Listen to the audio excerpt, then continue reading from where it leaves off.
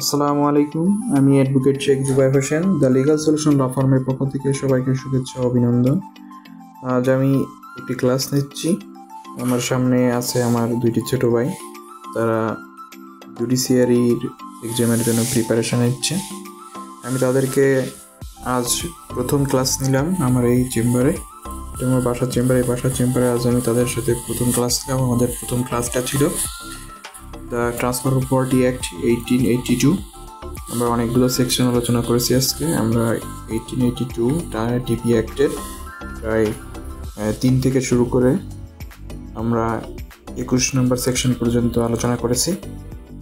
তো আমরা সেই সেকশনগুলো সম্পর্কে একটু আলাদাভাবে বিস্তারিত আলোচনা করব এখানে।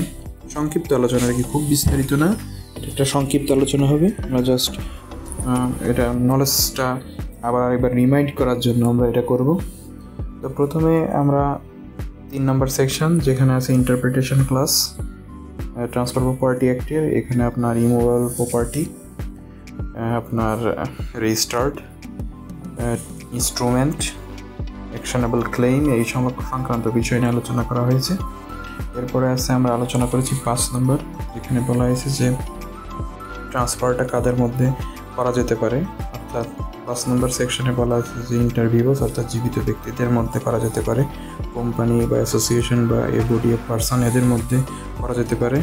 আবার ট্রান্সফারটা নিজের নামেও কিন্তু করা যেতে পারে, অর্থাৎ একজন ব্যক্তি সে নিজের নামেও কিন্তু ট্রান্সফার করতে পারে। এরপর আমরা 6 এসে পড়ছি যে 6 ধারাতে আছে যে কোন কোন বিষয়গুলো ট্রান্সফার করা যায় না।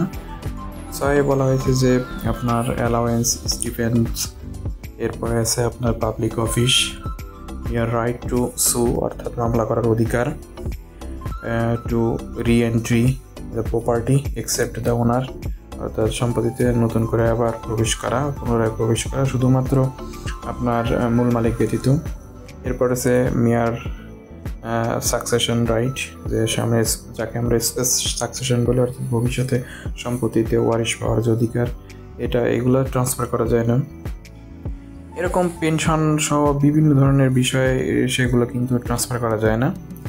এরপর আছে সাথে যে আপনাকে ট্রান্সফার করতে গেলে কেমন হতে হবে, অর্থাৎ কম্পিটেন্ট হতে হবে। এখানে বলা হয়েছে যে একজন ব্যক্তি কখন ট্রান্সফার করতে পারবে। সাথে বলছে কোনো ব্যক্তি যে সুস্থ মস্তিষ্কের, অর্থাৎ সাউন্ড মাইন্ড হয়, মেজরিটি হয়, অর্থাৎ তার প্রাপ্তবয়স্ক হয়, এবং তার প্রপার্টি যদি থাকে এবং সে প্রপার্টি যদি লিগ্যাল প্রপার্টি হয়, তাহলে সে কিন্তু সেগুলো ট্রান্সফার করতে পারে। অর্থাৎ একজন 18 বছর বয়স্ক ব্যক্তি এবং তার আইনগতভাবে বৈধ কোনো সাবজেক্ট ম্যাটার থাকলে সেই সাবজেক্ট ম্যাটার কিন্তু তিনি যদি সুস্থ মস্তিষ্কের হন, তাহলে তিনি কিন্তু ট্রান্সফার করতে পারবেন। 8 কি বলছে? 8 বলছে যে আপনি যখন ট্রান্সফার করবেন তখন আপনার এই ট্রান্সফারটা কেমন হবে।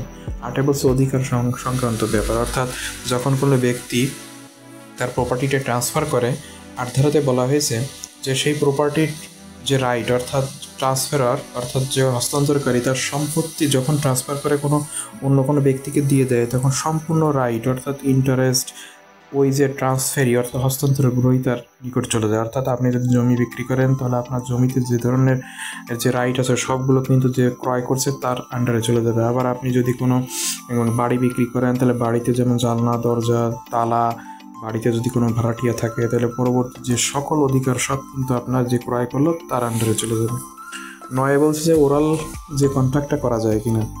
ওরাল কন্ট্রাক্ট 9 ধারাতে বলা হয়েছে যে যদি কোথাও যদি লিখিত কন্ট্রাক্টের বিষয়টা স্পষ্ট না থাকে, অর্থাৎ আপনি এমন কোনো কন্ট্রাক্ট করছেন সেই ক্ষেত্রে আপনার লিখিত বিষয়টির প্রয়োজন নাই, তাহলে ওই ক্ষেত্রে আপনার কী হবে যে আপনি মৌখিকভাবে কন্ট্রাক্ট করতে পারবেন, অর্থাৎ মৌখিকভাবে কিন্তু আপনি ট্রান্সফার করতে পারবেন।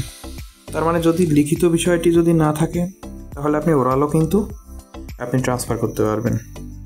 10 কথা কি বলছে? 10 ধারাতে বলছে যে আপনি যে সম্পত্তিটা হস্তান্তর করার পরে আপনি রেস্ট্রেইন করতে পারবেন না। কোনটা? এলিয়েনেশনটা আপনি রেস্ট্রেইন করতে পারবেন না। অর্থাৎ আপনি সম্পত্তি সম্পূর্ণ দেওয়ার পরে যদি কন্ডিশন দেন যে এই সম্পত্তি তুমি কিনলা, এখন আর তুমি অন্য কোথাও বিক্রি করতে পারবে না, এই রকম ধরনের কোনো শর্ত যদি থাকে, তাহলে সেই সকল শর্ত কিন্তু সব বাতিল হয়ে যাবে। অর্থাৎ এরকম ধরনের শর্ত কিন্তু আদৌ কোনো শর্ত হিসেবে গণ্য হবে না। অর্থাৎ কেউ যদি সম্পত্তি বিক্রি করে বলে যে তুমি এই সম্পত্তি বিক্রি করতে পারবে না, তাহলে ওই ধরনের সম্পত্তি কিন্তু সম্পূর্ণ সে বিক্রি করতে পারবে, এবং এতে কোনো শর্ত দেওয়া থাকলে সেই শর্ত কিন্তু গণ্য হবে না। এরপরে আসেন আপনার 11তে বলা হয়েছে যে যদি কোনো ইন্টারেস্টের উপরে কেউ যদি কোনো ধরনের শর্ত দেয় তাহলে সেই শর্ত কিন্তু বাতিল হবে। অর্থাৎ আমি সম্পত্তি যদি বিক্রয় করার পরে বলি যে এই সম্পত্তিতে তুমি বাড়ি করতে পারবে না, এই সম্পত্তিতে তুমি চারা গাছ লাগাতে পারবে না, কৃষিকাজ করতে পারবে না, তাহলে এরকম ধরনের কোনো কিন্তু আপনার শর্ত কিন্তু বৈধ হবে না। 12তে কি বলছে যে ইনসলভেন্সির ক্ষেত্রে আপনি সম্পত্তি বিক্রি করতে পারবেন না। বলে দিলেন যে তুমি যদি কখনো সম্পত্তি বিক্রি করে বললেন তুমি যদি কখনো ইনসলভেন্ট হয়ে যাও অর্থাৎ দেউলিয়া হয়ে যাও তাহলে তুমি এই সম্পত্তি বিক্রি করে তুমি তোমার টাকা পরিশোধ করতে পারবে না। এরকম ধরনের কোনো শর্ত থাকলে সেই শর্তও কিন্তু কাজে আসবে না, অর্থাৎ সেই শর্ত কিন্তু বাতিল হয়ে যাবে। আবার 13 ধারাতে কি বলছে, আনবর্ন চাইল্ডকে যদি সম্পত্তি দেওয়া হয় তাহলে সেক্ষেত্রে কী হবে। সেক্ষেত্রে বলা হচ্ছে যে যখন কোনো ব্যক্তি আনবর্ন চাইল্ড অর্থাৎ অজাত কোনো সন্তানকে যদি কোনো সম্পত্তি দেয় অর্থাৎ যদি ইন্টারেস্ট যদি দিতে চায়, কোনো প্রপার্টি ট্রান্সফার করতে চায়, তাহলে তাকে লাইফ ইন্টারেস্টে প্রথমে একটা ইন্টারেস্ট ক্রিয়েট করতে হবে, এরপরে সে আনবর্ন চাইল্ডকে ওই সম্পত্তি কিন্তু দিয়ে দিবে। তাহলে প্রথমে লাইফ ইন্টারেস্টে একটি সম্পত্তি দিতে হবে, ওই লাইফ ইন্টারেস্টে যাকে দেওয়া হচ্ছে তার জীবনকাল শেষ হওয়ার পূর্বেই কিন্তু ওই আনবর্ন চাইল্ডকে জন্মগ্রহণ করতে হবে, তাহলে কিন্তু বৈধ হবে। আজ এ পর্যন্ত, ভালো থাকুন।